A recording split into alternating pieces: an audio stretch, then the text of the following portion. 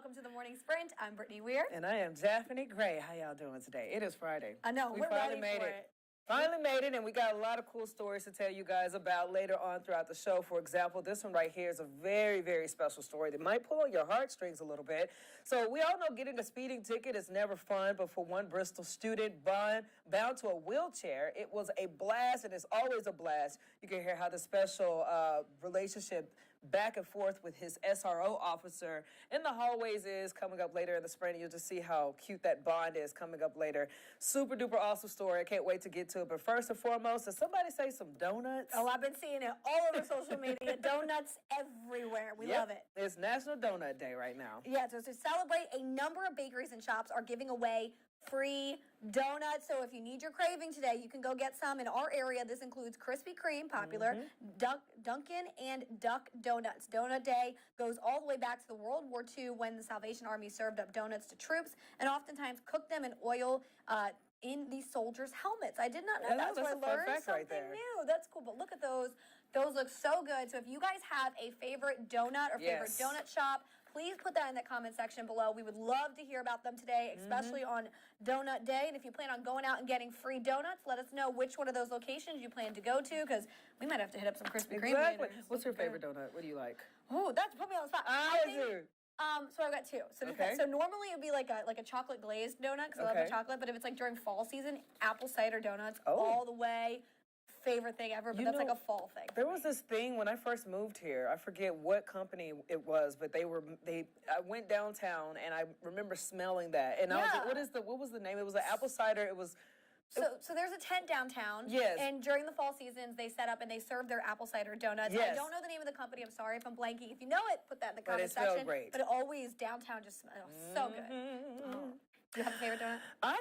I'm just a basic glazed person. Okay. Glaze everywhere. Except it depends. Like I did try Duck Donuts, and I love their cinnamon sugar donuts. That over the glaze. But yeah, let us know. Put it in the comment section. Yes. All right. Now moving on to a local nonprofit that is doors to a newly renovated building here in Roanoke. Yeah. So the local environmental agricultural project known as LEAP celebrated the ladybug release. Says that the nonprofit works to promote farm to community programs, and they also help establish farmers markets, community gardens, and farm share programs.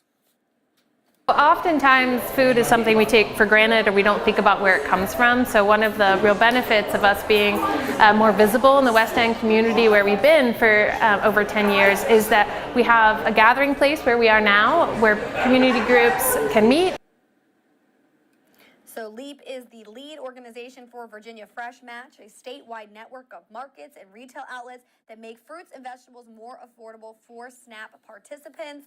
I love seeing that little ladybug release that they did. One, that woman looked so happy. But two, I love ladybugs. They're so cute. I love seeing them. And this kind of deal, I think, is also really cool to have in any community because it pushes for everybody to kind of pitch in and work together to help other people. So shout out to them. You can see the full story on our website at WSLS.com. And another cool story you can see on there is dealing with some football. Oh, yeah. Big story that came out yesterday. I know a lot of people got their opinions on this. So it's official. Football is returning to Roanoke College. And that's because the school raised more than $1 million in 45 days to begin a program next fall. So let us know your thoughts on this. The team will practice on campus at Alumni Field and will play at Salem City Stadium. So the money raised will be used to hire coaches and meet startup needs, including equipment, uniforms, renovation of space for football. Also coming back is cheerleading and marching band. And while in the early stages, the ultimate goal, though, is to increase enrollment. Well, it just means we have more opportunities for more students to participate in the Scholar Student Athlete experience. It's one of the things I love about Division III and the ODAC is this is a learning laboratory where students are scholars and they're athletes. It's also a laboratory for leadership development. And the football program will start as a club sport, but then will work towards becoming a varsity program in 2025. So a lot of new changes coming there to the college. Like we said, football, cheerleading, marching band. So again, let us know. Are you guys excited about this? Are you happy to see this? I know they haven't had a team in years, so big changes. I bet the students are very excited about it too. And I think, especially if you love band or any of those kind of extra activities, you'd be like, I could play now, or I could do this, or I can make sure we're a part of a team now. So it's going to be a really fun deal once it comes to fruition. Moving on on, man. We all know the summer months is kicking off, and you need that sunscreen so that your little skin don't get all ashy and burnt and stuff, you know. Yes. But if you forget to pack it on your way to Splash Valley, get this, no worries, they have you covered. Roanoke County is partnering with the health experts at Virginia Tech Carilion to put sunscreen stations at the pool for anyone to use.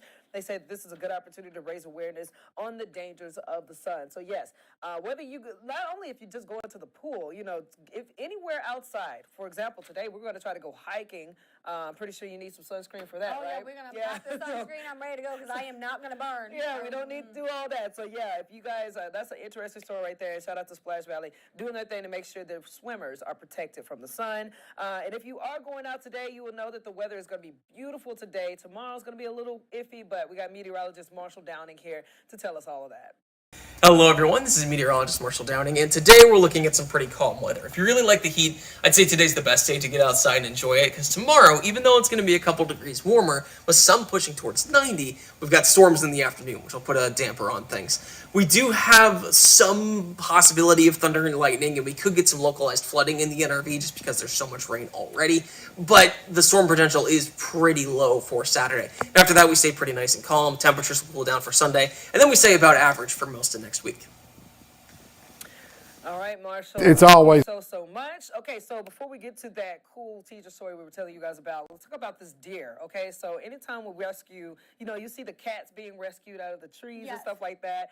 Well, we have a deer that was rescued out of a storm drain. Now, if you look right there, there's a firefighter who's getting that deer out. Says that earlier in Maryland, neighborhood firefighters and community members came together to rescue this baby deer. And what happened was that I guess a neighbor saw that mother deer that you see there just circling around the drain. And then the neighbor's just like, okay, let me call somebody because apparently she's looking for something. And then the firefighter showed up and got that little guy out safely and returned it back to his parents. But yeah, I mean, it's a very special story. I mean, can you, like I said, first responders, and no, just go back to that video right now. Let's just keep on watching that because This is so sweet. you notice the Look at first that. responders are they're just there no matter in whatever situation, you know? Yeah, they're there to help out in anything. Look at that sweet little baby. Let me bring it back. The mom is probably so thankful for that right there. But props to the neighbor, too, for realizing what was going on because I would see it circling the storm drain, and I would be like, what is happening? Exactly. And you know, and you would always notice that there are ducklings or ducks under the storm drains or something that's you a would never, popular one, you would never pick out a deer. fawn. So shout out to them for rescuing that deer. We had to bring that to you. And also another cool, sweet story I want to tell you guys about. My Deep Blue Ridge. I always do these Deep Blue Ridge features over people who are doing very unique things in our community. But again, their story is deeper than that, and it kind of relates to anybody else in the community. And this particular couple is a ballet couple. Their name is Will and Caitlin Smith, and as you can see, very elegant right there. And anytime you go to these practices, you'll see how beautiful and breathtaking it is, just the dancing of ballet. But it goes to show that, you know, that grace that you see that's playing out, it starts from blood, sweat, and tears. It's not an easy industry to break into, especially if you're a woman, and that's something that Caitlin had mentioned, is that she had to work hard because being a woman, she's like one in a million in comparison to Will, who was there are very few people in the industry doing that. So they actually met because of a mutual ballet friend, and next thing you know, they were dancing together. They've been partners for like the past 10 years now. Married, got a child, doing everything that they can, but also they just raised awareness about how, you know, ballet is tough. You got to get through, you got to work hard at it, and just like ballet, practice makes perfect, you got to practice at your relationship. And that's something else that they brought up. Again, they got a beautiful 3-year-old daughter named Lucy, who's super sweet. They said that she's trying to be a ballerina as well.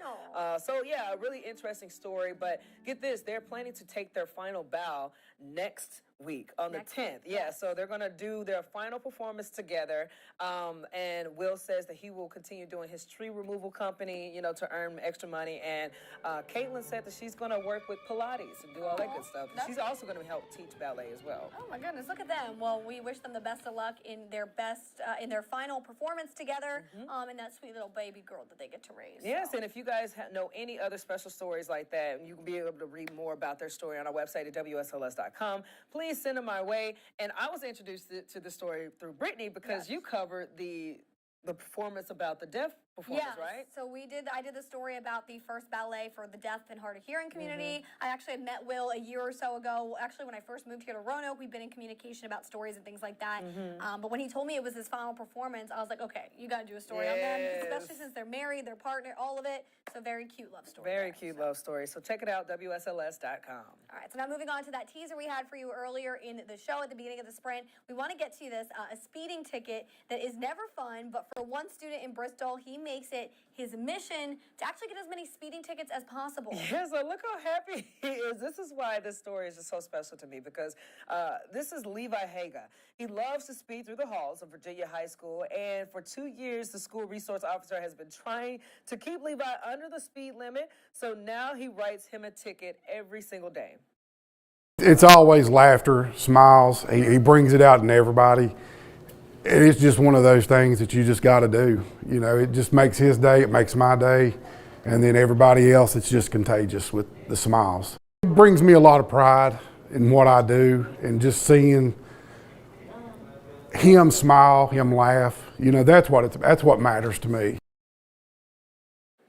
And as the school year winds down, more tickets will be waiting for Levi in the fall. But I just love this playful relationship that they have there. It's very sweet. And like you said, it's very unique because, like you said, most people, they don't want to get a speeding ticket. But Levi likes getting them. Right. And if one more time, no, just leave that plan for me, because, again, you can just see how happy this boy is, you know, and to have that special relationship and that bond with their student resource officer, and then to know that, yeah, he's obviously, you know, dealing with some complications in life, you know, the struggles right now. And if something as simple as, let me just pretend like I'm writing him a ticket, can make him smile or make him feel some type of sense of, you know, normalcy or whatever you want to call it, I just think it's a special deal. We don't know what you guys think about this story, because, again, it's something special. And if you see something like this happening here closer to home in Roanoke, please let us know about it. Yes. All right, now we want to get to a big story that's happening here this weekend. Been covering it for you guys this morning.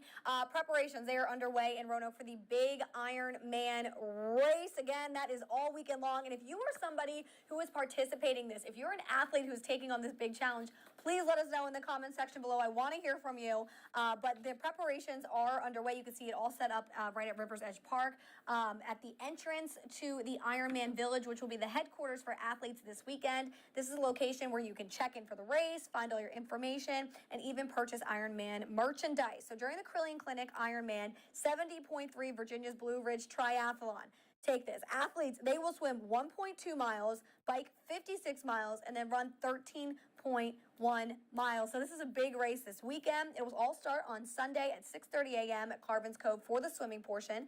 Then athletes will bike across the Blue Ridge Parkway, and then they'll end up at Rivers Edge Park in downtown Roanoke, where they will run a half marathon. And when all that's completed, they'll finally be able to celebrate that huge accomplishment at the Ironman Village. This is just a beautiful community, number one, and this is, you know, a hotbed for outdoor activity, so it really fits the community and lifestyle that our athletes enjoy.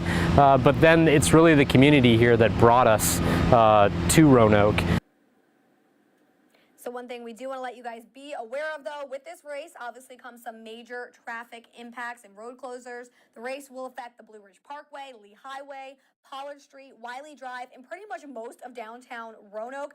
However, there is a full breakdown of all of these road closures for you available on our website at WSLS.com, but a lot to be looking out for. But if you want to join in on the fun this weekend, you can also cheer on the athletes and enjoy the village. The Ironman Village has all kinds of stuff. They've got vendors, exhibitors, all kinds of stuff. I know there's some craft breweries going to be there. So if you guys are just looking for something fun to do, that opens actually today at 12, so in just a couple of hours. And tonight is the big Iron Kids race. That's at 6 p.m. So if any little kids or anyone you know wants to participate in that, that is at 6 p.m. So a lot of fun Friday, Saturday with the big race on Sunday. So again, if you know anybody participating this weekend, let us know. All right, we wish them the best of luck. Yes. Let's bring in our web girl today. Okay, so it's not Jazzy Jazz, because like I said, Jazz has been on vacation, but we got our homegirl Lauren in the building. Lauren, how you doing? I'm good. How are you guys? I'm good. It would help if I put you on speakerphone. Can you hear me? Okay, I got you now. Can you hear me? Perfect. All right, perfect. Okay, so tell us, I just want to know your thoughts on the Bristol student, the one who loves getting a speeding ticket. You know, how sweet of a story was that? I loved reading that one. I thought it was so sweet, and to have that kind of relationship with a faculty member, I think, is just awesome. And it's just such a sweet story. It just, it makes you feel good. Definitely. And then obviously this Ironman race is kicking up. I know a lot of people, do we have anybody online that are saying they're excited about it or they're participating in it or anything like that? We do not have any comments, but if anyone would like to drop a comment, it's real easy. You just go to our website, and it's the top article. And we're also live on YouTube. Okay. And one more. What's your favorite donut? Oh, yeah. Oh, man, what a hard question. You got this. Let's see. I think probably chocolate glaze. Yeah, gotcha. Okay. That's a good one. That's a good one. All right. Well, Lauren, thank you so much, girlie. You have a blessed day. Thanks, you too. All right. All right. Let's get these headlines knocked out, girlie. Okay, so coming up later on our newscast, if you want to check it out, a Bonnetourt County deputy and 2 inmates are in the hospital this morning. State police say they were driving south on Interstate 81 last night when a pickup truck hit them from behind. Investigators say the deputy's car flipped and then landed in the median. The details of all that and those major traffic backups again coming up later. Plus, the U.S. Senate passed the debt limit bill. It now heads to President Joe Biden's desk. He's expected to sign it today and address the nation tonight at 7, so you don't want to miss all the details that went into that. And lawmakers are also working to come up with a solution for the rising cost of child care. A Senate committee met earlier this week to address the issue as we head into summer. It's a big one. That's because camp, daycare, and babysitters are also costly, and access for many is limited. So a breakdown of the different options struggling parents have. So if that's you and you're considering what to do with your children this summer for childcare, we've got those details coming up later in our newscast. But you got anything else for us on this Friday? I have nothing else, girlie. You guys have a blessed one. Yeah, and enjoy those donuts on this National Donut Day. And we'll see you guys again Monday at 8 a.m. right here for the Morning Sprint.